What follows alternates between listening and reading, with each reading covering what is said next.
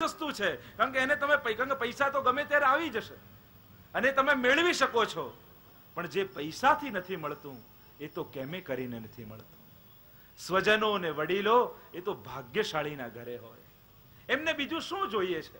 વડીલોને તમારી પાસે શું અપેક્ષા હોય? બસ તમે એમનું સન્માન સાચો, એમને આદર આપો. વડીલો જેમ બાળકને હૂંફની જરૂર હોય એમ વડીલોને હૂંફ જોઈએ છે. ખાલી તમારા પૈસા નથી જોઈતા, એમને તમારો અડધો કલાક જોઈએ છે. અડધો કલાક એમની પાસે જઈને બેસો, વાત કરો, બસ એમનું હૈયું ગદગદ થઈ જાય.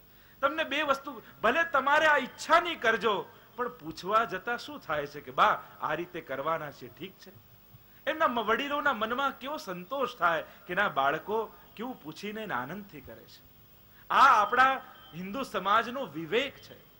આજના યુવાન ઘણા એમ કે આ મારી લાઈફ છે, એમાં તમારે કહેવાનું શું જરૂર છે? મારી લાઈફ છે, એમાં તમારે બોલવાની શું જરૂર છે? અરે તારી લાઈફ ક્યાંથી આવી? કોના કુખે તે જન્મ લીધો? પણ આ જ વાત એ જ બાળક જ્યારે મોટો થાય અને એના ઘરે સંતાન થાય ને, અને ત્યારે એનું સંતાન એને કહે કે આ મારી લાઈફ છે, તમે શું કરવા કહો છો, એ સમય સમજાય. જ્યારે આપણે મા બાપ બનીએ ત્યારે યુવાનોને ખબર પડે કે આ જ્યારે હું બોલતો હતો ત્યારે મારો વિચાર કેવો હતો. અને વડીલોને પૂછવાથી કઈ આપણે નાના નથી થઈ જવાના. વડીલો બે શબ્દ કહી દે એમાં ખોટું શું લગાડવાનું હોય? એનો અધિકાર છે, એનો હક છે. જો પાશ્ચાત્ય સંસ્કૃતિ ચાલે છે અધિકાર ઉપર.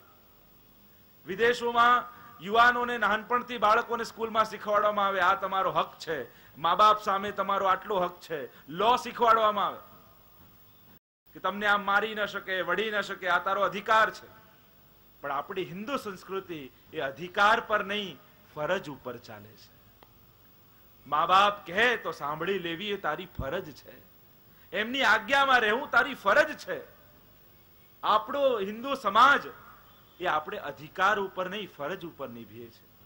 કે આપણે પુત્ર છીએ તો પુત્રની ફરજ શું, આપણે પિતા છીએ તો પિતાની ફરજ શું, આપણે ભાઈ છીએ તો ભાઈની ફરજ શું. અને ફરજ એ જ ધર્મ છે. તો યુવાનોને કહીશ, વડીલોનું સન્માન રાખતા શીખો. ઘરમાં સારો પ્રસંગ આવે તો વડીલોના આશીર્વાદ લો. સમાજમાં કેટલા લોકો છે આજે, ગણેલા મુઠ્ઠીભર લોકો કે જે આપણું સારું ઈચ્છતા હોય. આપણું ભલે ફ્રેન્ડ સર્કલ ગમે તેટલું ક્લોઝ હોય, પણ અમુક સ્ટેજ પર તો આવીને એમના હૃદયમાં ઈર્ષા આવી જાય છે. જે વડીલો છે આશીર્વાદ આપનારા કેટલા. કહ્યું ને, જયારે મોરારજી દેસાઈ 100 વર્ષના થયા તો એમને કોઈએ પૂછ્યું કે હવે તમને કમી શું લાગે છે તમારા જીવનમાં, આ સ્ટેજ પર આવીને તમને શું અનુભવ થાય છે? ત્યારે એમણે કહ્યું કે 100 વર્ષનો થયો, હવે મારા આ સમાજમાં મને કોઈ આશીર્વાદ આપનારું નથી રહ્યું, કારણ કે મારાથી મોટું કોઈ નથી. હવે કમી એવા લોકોની લાગે છે કે જે મને આશીર્વાદ આપતા. હવે મારો જન્મદિવસ આવે તો હું કોને પગે લાગવા જઈશ? મેં વધારે પડતું જોયું છે, પછી જતા રહે ને બા બાપુજી, પછી દીકરાઓ રડતા, અરે બા હતા, બાપુજી હતા, છે ત્યારે એનો લાભ નથી લેતા. ખાસ યુવાનોને કહીશ, અહીં બેઠેલા વડીલોનું સન્માન રાખજો. એમનો અધિકાર છે તમને સલાહ આપવાનો, તમને ટોકવાનો. કારણ કે આપણને કોણ ટોકી શકે? કોઈ નહીં ટોકે આ સંસારમાં, કારણ કે કોઈ ખરાબ બનવા ઈચ્છતું નથી, કોઈ આપણી આગળ બુરું બનવા ઈચ્છતું નથી. બધાને સારા થઈને આપણી આગળ ઉભા રહેવું છે, કારણ કે સ્વાર્થ સાધવો છે ને. પણ વડીલોને સ્વાર્થ નથી, વડીલોને એમ થાય છે કે મારા બાળકનું હિત થાય એટલે ટોકે છે. તો ભાગ્યશાળી હોય એના ઘરમાં વડીલો હોય. વડીલો ઘરમાં બેઠા હોય તો એ કેવું ભરેલું ભરેલું ઘર લાગે. ભલે બા સોફા પર એકલા બેઠા રહેતા હોય, ભગવાનનું નામ લેતા રહેતા હોય, પણ ઘર ભરેલું લાગે. પણ જેના ઘરમાં વડીલો નથી હોતા, ઘર કેવું સુનસાન લાગે છે. ગૌકર્ણજી ઉપદેશ આપતા કહે છે, ગુણ ચિંતન મૂકી દો, દોષ ચિંતન મૂકી દો. આ ખરાબ છે કે આ સારો છે, કારણ કે તમને જે સારો લાગે છે એ જ વ્યક્તિ કોઈના માટે ખરાબ પણ છે, અને તમને જે ખરાબ લાગે છે એ જ વ્યક્તિ કોઈના માટે સારો પણ હોય છે. તો સારો ને ખરાબ એ તો તમારી દ્રષ્ટિ છે. એ વ્યક્તિ સારો કે ખરાબ તમે કેમ નક્કી કરી શકો? કારણ કે તમારી દ્રષ્ટિએ જે સારો છે એ જ બીજાની દ્રષ્ટિએ ખરાબ છે, અને તમારી દ્રષ્ટિએ જે ખરાબ છે એ જ બીજાની દ્રષ્ટિએ સારો પણ છે. તમે કેમ એને કહી શકો? સત્કર્મ કરી લો. કારણ કે માણસ મરે પછી એના સત્કર્મ ઓળખાય છે, એના ગુણોને યાદ કરાય છે. તમે ક્યારે જોયું કોઈ ગુજરી ગયો હોય ત્યારે યાદ કરતા હોય કે એની હેરસ્ટાઇલ કેટલી સારી હતી, એની સ્કિન કેટલી આમ ફેર હતી, એની હાઈટ કેટલી સારી હતી? ક્યારે કોઈને શરીરને યાદ કર્યા? ના. મર્યા પછી તો ગુણો યાદ કરાય. જ્યારે કોઈને પણ તકલીફ હોય તો પેલો જઈને ઉભો રહેતો હતો, કોઈને પણ મદદની જરૂર હોય ને અડધી રાત્રે એને બોલાવો તો મદદ કરવા આવે. મર્યા પછી ગુણો જ યાદ કરાય.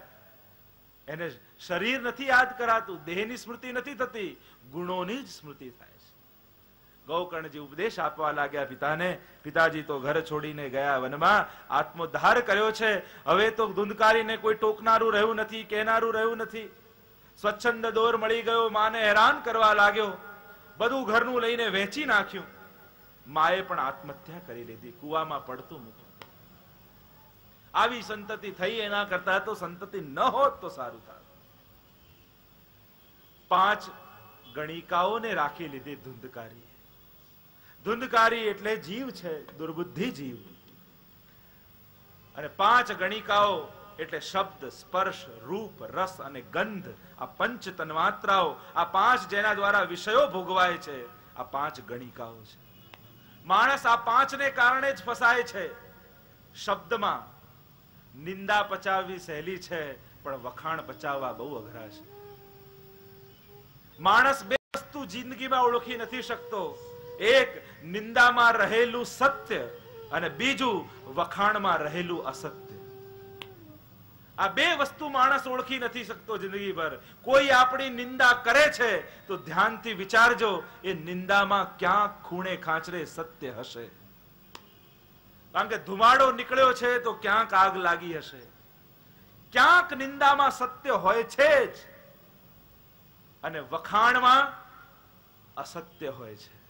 આપણે શું કરીએ? ઠાકોરજીની કૃપા છે એમ કહીને બધું સ્વીકારેલી કે આ બધા ગુણો છે. આપણને ખબર હોય છે કે આ વખાણ કરે છે ખોટા છે, પણ એને નકારવાની તાકાત આપણી અંદર હોતી નથી. વખાણમાં રહેલા અસત્ય, જો ખુશામત કરવી સહેલી છે, પ્રશંસા કરવી અઘરી છે. ખુશામત તો થઈ શકે, કારણ કે એને ફૂલાવો જ છે ને, અને જે ફૂલે એ ફાટે. ફુગ્ગો ફૂલતો જાય, ફૂલતો જાય, ફૂલતો જાય, લિમિટ આવે એટલે ફાટી જાય. ખુશામત સહેલી છે, પ્રશંસા અઘરી છે. કારણ કે પ્રશંસા કરવા માટે એના ગુણોને જોવા પડે છે. ખુશામત કરવા માટે તો પોતાનો સ્વાર્થ જોવાય. મારું કામ થાય છે ને એના વખાણ કરવામાં આપણું શું જાય છે? પણ પ્રશંસા કરવા માટે એના ગુણોને જોવા પડે. અને કોઈની અંદર ગુણ જોવા એ બહુ અઘરા છે, બહુ અઘરી વાત છે. કોઈની અંદર હું કહું કે આ સામેવાળાની અંદર 5 ગુણ લાવીને લખીને બતાવો કે તમને આ 5 વસ્તુ કઈ ગમે છે. કલાક વિચારી વિચારીને થાકી જશો, પણ 5 વસ્તુ નહીં મળે.